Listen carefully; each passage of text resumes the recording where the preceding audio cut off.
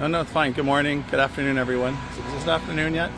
James Ireland, Honolulu Emergency Services Department. Happy New Year. This morning, I just wanted to start out saying that I'm grateful for the team I work with, the Honolulu Emergency Services Department, our paramedics, EMTs, dispatchers, lifeguards, community health workers, doctors, nurses, and health services, medical assistants, and all the administrative and clerical staff that allow our department to take care of people. We comfort, we save lives, we do preventative actions, we rescue, and it's ongoing and never ending. And last night is probably the busiest night of the year for us. We see an assortment of injuries that we don't usually see on typical days. So it's a very atypical, very busy day and night for Honolulu Emergency Services. The lifeguards obviously weren't on duty overnight, but they've been dealing with a very, very large surf on the North Shore, especially this last week. I went out and visited some of them, up and down the beaches doing preventative actions and preventing rescues and keeping people out of the news because they didn't have to be saved, although there were quite a number of saves that they did this week. But overnight, it was very busy for Honolulu EMS, and not just with firework injuries, but also car crashes, people just drinking too much, overdoses, breathing problems, particularly from the smoke. I was out from about 8 p.m. till about 3 a.m. with our crews. I visited with them. I went to some of the calls.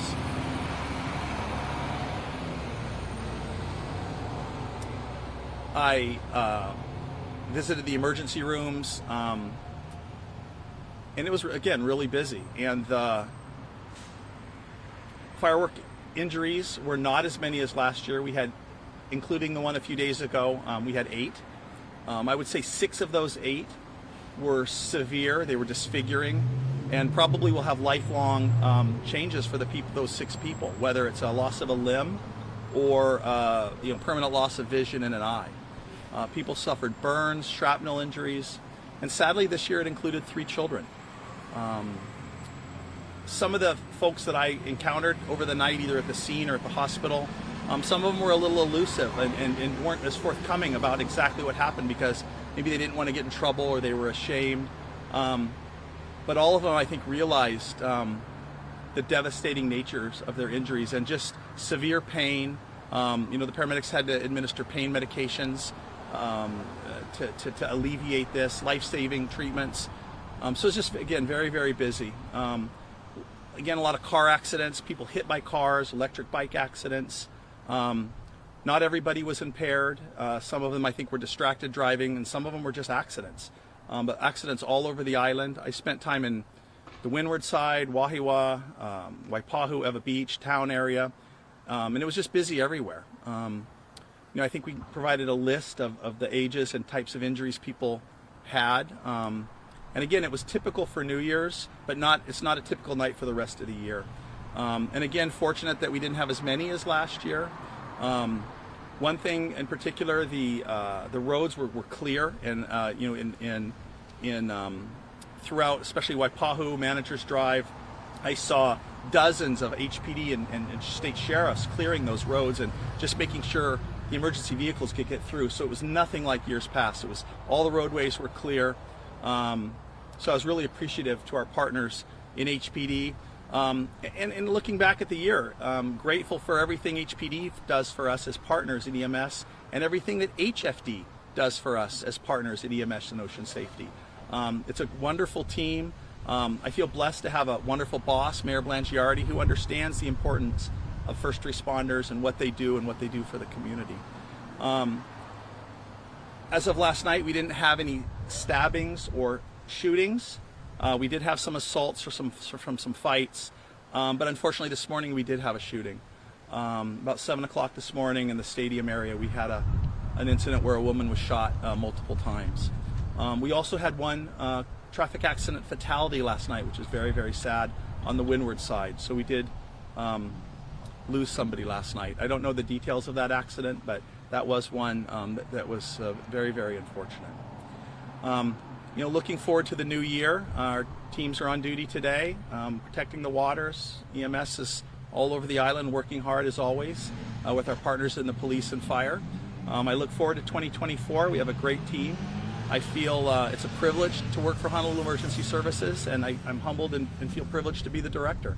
So that's all I have today. Thank you all for coming. Turn it over to the fire department, and can I ask you a question before you? We're going to do it at the end. Oh, okay. Yeah, but I'll come back, I promise. Good morning. My name is Captain Jamie Song with the Honolulu Fire Department. Just want to echo what Dr. Ireland had to say. It is just a privilege to work with our fellow first responder agencies to serve our community, especially on New Year's Eve, which is one of our busiest nights of the year. So as far as fires, we had 23 fireworks-related fires last night, 2 of which were structure fires and 3 were brush fires. None of our fires reached second alarm status. We were able to get them under control and extinguished very quickly. So that was very fortunate. Hats off to the folks that called 911 and got the wheels rolling immediately. And also in regards to one of the wildland fires in Nanakuli that happened around 10:30 last night, the captain, the incident commander for that incident, reported that that fire was able to get contained and did not spread quickly because of the work by the state DOT. They've been doing a lot of work clearing areas and brush after the Lahaina fires. So Honolulu Fire Department identified some high-risk areas, and state DOT has been clearing those areas. And they said because of that work, that fire did not spread. It was only about 100 by 100 area.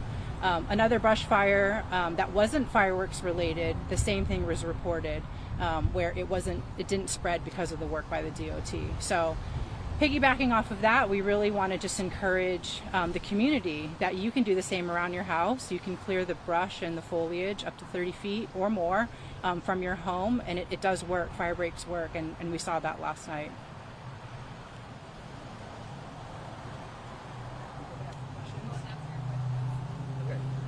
Actually, I was wondering, sir, if you could come back up. Could you talk a little bit more about the Halawa situation, update on the victim and what condition she's in right now? The way, what I understand is it was a 39-year-old woman who was shot in her car. I don't know the circumstances, whether it was stationary or moving. She did suffer multiple gunshot wounds and was taken to a trauma center in serious condition. And that's the latest. That's all I know. Well, you kind of gave an account that this wasn't as bad as last year, just overall. But, one injury is too many. And so your public plea to those who may have, and you said some people were not really forthcoming as to what happened. But what would be your plea, especially because you had 3 KT that were injured in this year? Yeah, that was very, very unfortunate. One of the 14-year-old, we believe it was a firework, went off in the house. So I don't know the details of how that happened. I don't have that with me. But the explosion occurred inside a house or an apartment. The 10-year-old up in the Whitmore area was in a park with some other kids where the incident happened, in a park there. And I want to emphasize too that these 8 injuries were the folks that EMS was involved in their care. It doesn't count people who got hurt and maybe didn't seek care, or it was minor, or just drove themselves to the ER. So there were much more than 8 injuries, but there were 8, what I would say, serious or critical injuries that involved EMS. And like I said, of the 8, and I'm including the one that happened a few days ago, 6 of those 8 have what I would consider permanent disfigurement, either loss of a limb or vision in an eye. And that's just very, very unfortunate. And if 1 year is a trend, we went from 12 to 8, maybe next year it'll be even less. But again, 1 is too many.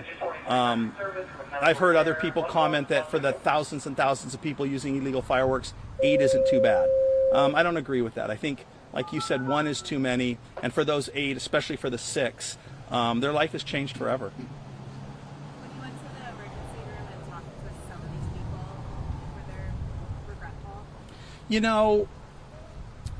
That's kind of unsaid, and one thing in healthcare, and whether it's in the ER and EMS, we don't lecture people. We don't tell them, oh, do you regret this? I mean, I think it's unsaid, and you don't even have to say that. They're in pain. Our job is to comfort them, to make them take the pain away with the medicines we have on the ambulances, and in some cases save their lives. And really, that's all the focus. But the look on their face and just looking at the just destroyed limbs. I was in the Army Reserves. I was a combat medic, and I want to make it clear, I never served time in war. I never was deployed, but I had seen a few training accidents with explosives, and calls for injuries from explosives in the civilian world are very, very rare, extremely rare. But here in one night we see, 6, 7, 8 people over a few days anyway, and so it's horrific. And again, these are permanently disfiguring injuries. So it's just very, very sad. Again, our focus is comfort, saving lives, getting to the ERs. The ERs were all staffed up. They were ready to go. And everybody was in good spirits for being as busy as they were, all across the board. So, again, busy night, but just happy to be able to help people. A few days before New Year's, Christmas happened, you as well as the mayor and other officials got together to kind of talk about, like you said, you don't want to be preachy, but you also want to, remind people the effectiveness of reminding people, in the days leading up to the holidays. Talk about that, and because it's not that you want to be preachy, but yet you want to remind people about the safetyness and to observe that, so prevent maybe next year's numbers will be lower.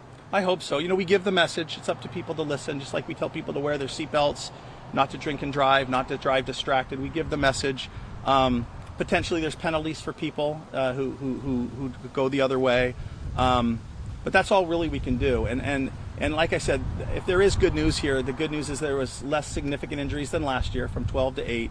And also the roads were wide open. And so I appreciate people heeding that. I appreciate the police and sheriffs being out there to enforce that. But, when I was in Waipahu and Eva in that area, I saw a police officer or sheriff's vehicle every 2 minutes. And they were just, I think, doing circles around H1 and the area around there to keep the roadways clear. And the emergency vehicles had no problem getting the trauma patients from the west side of Oahu down to downtown.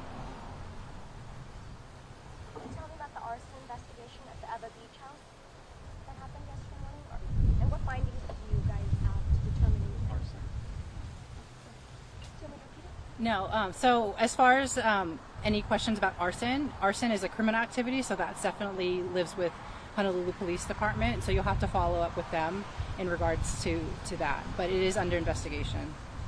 Okay. Can you say that? Yeah.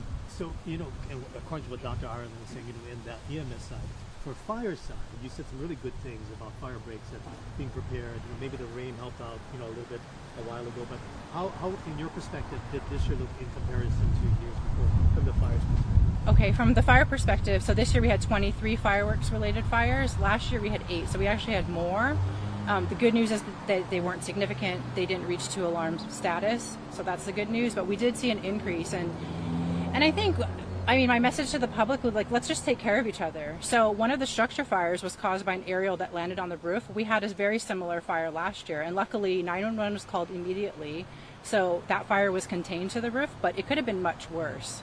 And so they caused, harm or damage to someone else's home, and so let's just take care of each other. And as far as building those fire breaks, if you will, from 30 feet from our house, that's protecting your own home, but it also avoid the spread of fire, and that will impact also other people's homes and your neighbors, and you could even help the people that don't have the means to cut the break or your kapuna in the area.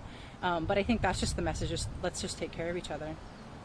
The fireworks that happened this year, is there a reason why there were more? Is there something that you can attribute that to? More incidents with the fireworks? As far as our permitting process, that's for the legal firecrackers. There was a slight increase in the amount of permits that we sold. It was around 300 more than last year, so nothing significant. So we had just under 14,000 permits that were issued. But the issue is really the illegal fireworks. And these were aerial fireworks, or what were that caused the fire for 22? I'm not sure as far as what exact kind of fireworks caused the fire, but as far as the roof one, yeah, in aerial. And we had the same thing happen last year. And again, last year it was confined to the roof, but again, could have been much, much worse. Was the aerial on the roof in the Tololo area? The aerial one was in Kaimuki at about just before 4 a.m. this morning.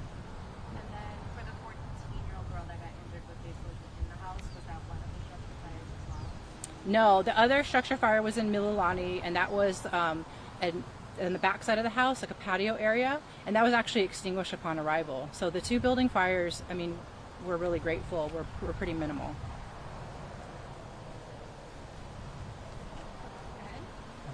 Thanks, guys. Happy New Year. Mahalo. What EMS spot there for the 14